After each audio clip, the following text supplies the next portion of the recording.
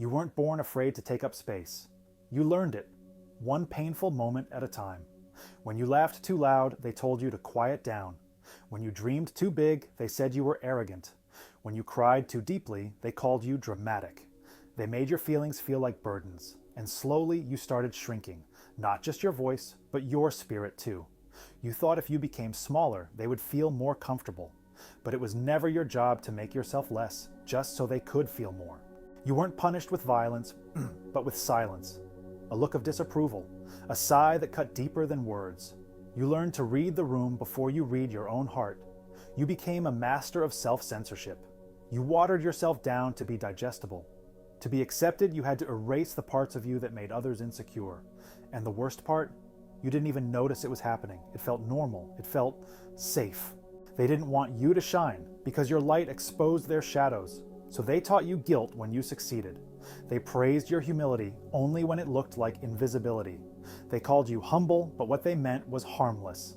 They feared your potential because they never embraced their own. So they clipped your wings and called it protection.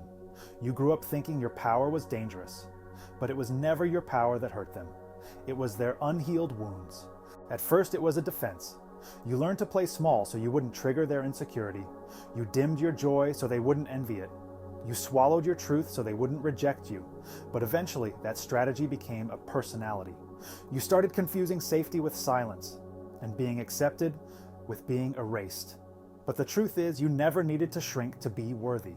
You were always enough, exactly as you are. Now you struggle to speak up, not because you have nothing to say, but because you were trained to question every word. You apologize when you're not wrong.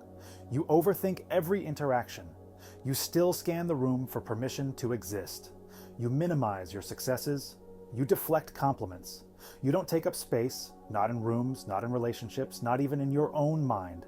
They taught you shame and called it modesty. Healing starts with volume, turning up the parts of you they asked you to turn down. It's okay to speak without apologizing. It's okay to be seen without shame.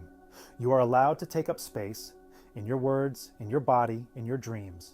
You don't owe anyone your silence. You don't have to be small to be loved. Your light is not a threat. It's a signal to others like you who've been hiding in the dark. This is your return to yourself. The parts of you that you exiled to be accepted, call them home. You don't need their permission to expand.